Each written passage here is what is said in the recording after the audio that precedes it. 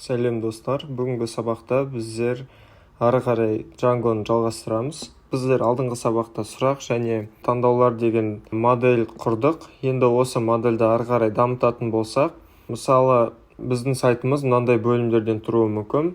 Яғни біздегі сұрақтардың көрсететін бөлімі, сұрақтың деталі, яғни оның таңдауларымен бірге көрсететін бөлімі, және оның результаттарын көрсететін бөлім, және оған дауыс беретін бөлім болуы мүмкін. Ондай бөлімдер үшін бізде Django'да әрбір бөлімге, әрбір сайттың бетіне бір функция жауап беретін болады. Оны қазір бәріміз бірге жасап көрейік. Мысалы, polls views деген жерге келесі кодты қояйық.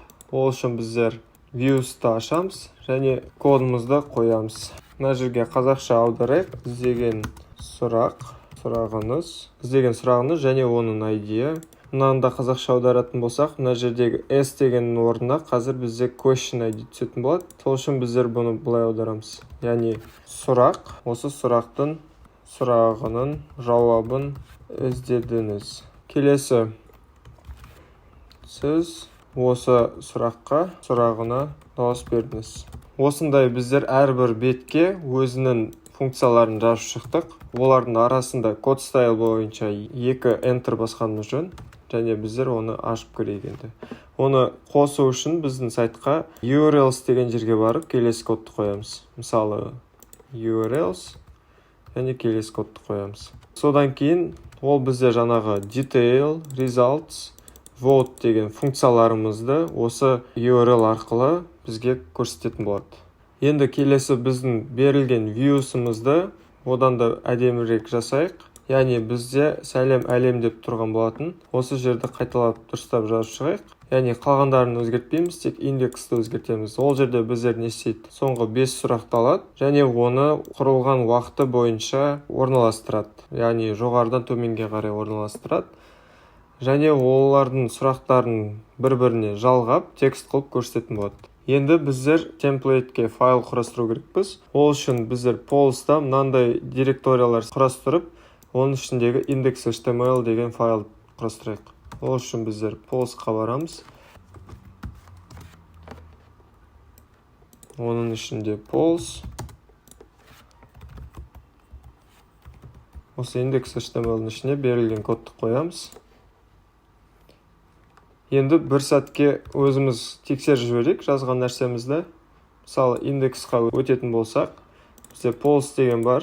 Polls-қа енді өтсек, не жаңалық қалайсың деген, яғни 2 сұрағымыз болды. Сол екеуін бізге көрсетіп берді. Енді келесі URL-дарды көретін болсақ, question деген question ID, яғни біздер 1 дейтін болсақ, іздеген сұрағымыз міне 1 деп бізге шығарып берді.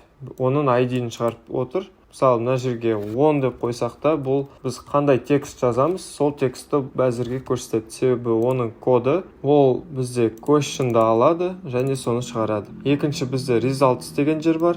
Results'қа да солай. Ол үшін біздер question ID, яғни біздер бір ID бердік деп есептейік та, results деп көрейік. Сұрағының жауабын іздедіңіз. Ал бұл results'тың орнына басқа текст жазып қойсақ, ол бізде таппайды. Сол себепті бізде бұл жасап тұрғанын дәлелдейді. Енді келесісі, соңғысы vote, ол да сондай. Бұл жерде бизнес логика әлі қоспадық. Яғни index.html бұл бізде Jinja шаблоны бойынша жасайды. MVT деген шаблон бар. MVT деген шаблон model view template дегенді білдіреді. Model дегеніміз біздер мұнау. Яғни біздер модельдерімізді құрастырдық алдыңғы сабақта. Екіншісі view деген ол мына view. Бұл жерде бізде бизнес логика жазылады. Енді T деген соңғы әрпі ол templates, яғни шаблондар. Біз міне templates, polls, index деп бірінші шаблонымызды құрастырдық. Ол шаблон ішін ашатын болсақ, if latest question list деген беріледі. Және ол осы соңғы сұрақтардың ішінен цикл арқылы өтеді де, оларға деталь, яғни polls, сосын оның ID-ін береді. Және ол жерде оның текстін шығарып тұратын болады. Яғни біз сол текстті басқан кезде, ол осы ID бойынша өтеді. Енді қазір көрейік соны жүргізіп. Ол үшін біздер views'ның кодын өзгертеміз. Мына кодты көшіріп алып, views'қа апарып қойық индекстің орнына. Біздер қойдық, 2 enter'ді ұмытпаймыз. Енді бұл жердің кодын оқитын болсақ, мына жерінде біздер соңғы 5 сұрақты алып жатырмыз. Және темплейтта біздер post деген папканың ішіндегі index.html-ді алдық. Және контекст. Бұл контекстте біздер осы Jinja шаблонға кететін айнымалыны береміз. Яғни latest question list'ті сәйкестендіріп контекстті жібереміз. Ал ол өз кезегінде темплейттан loader деген кітапхана арқылы осы темплейтті алып, ол жерде render методын шақырады. Ол яғни осы бетті шаблон арқылы ашатын болады. Мысалы біздер post деп қайттан кіріп көрейік. Мінекей, бізде 2 сұрақ ашылды. Мысалы, не жаңалық дегенге барсан, ізделген сұрағыңыз 2, қалайсыңды басқанда ізделген сұрағыңыз 1-ге өтті. Енді біздер бұл жерде екінші жолы бар, яғни render дегенді біздер тікелей шақырсақ болады. Бұл жерде біздерге көп кітапханалар шығарып керек емес болады. Осыны сақтайым индекске.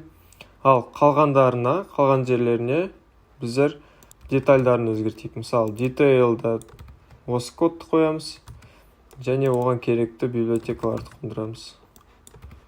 Яғни HTTP 404 дегеніміз, ол бізде тапқан жоқ деген сөз. Статус кодтар туралы сіздер интернеттен оқып алуларыңыз керек. Яғни детальға кірген кезде мына жерде ол сұрақты алады, және егер жоқ болса, жоқ деген текст шығарады. Сұрақ. Яғни бұл жерге мен сұрақ табылмады деп жазам. Ал ол өз кезегінде details.html деген темплейт, яғни шаблонды ашатын болады. Біз астындағы кодты әзірше алып тастай тұрайық. Енді мына жерге екінші сұрақты қоям. Мысалы, индекстің орнына details.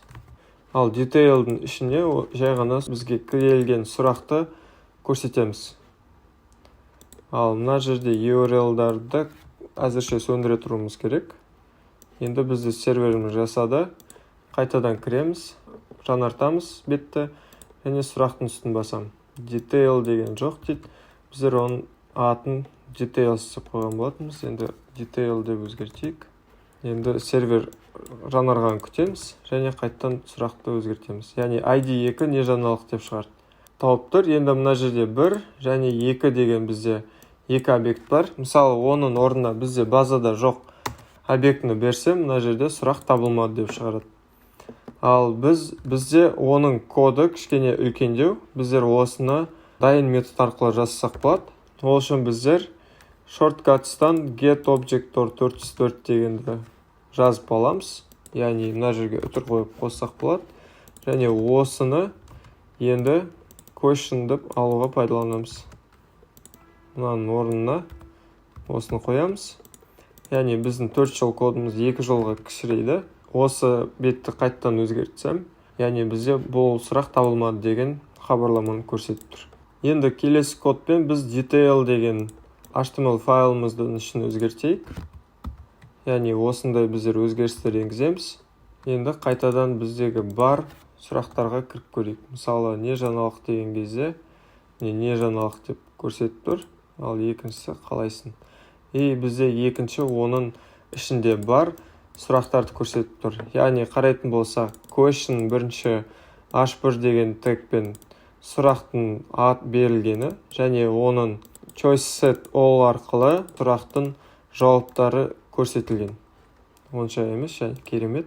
Енді келесі сайтқа өтейік. Бұл жерде бізге бұл hardcode деп айтып тұр, себебі біздер оны өзіміз post деп бердік, және оған question ID бердік. Ол онша емес. Яғни бұл бізде өзіміз қолмен жазып қойғанды білдіреді.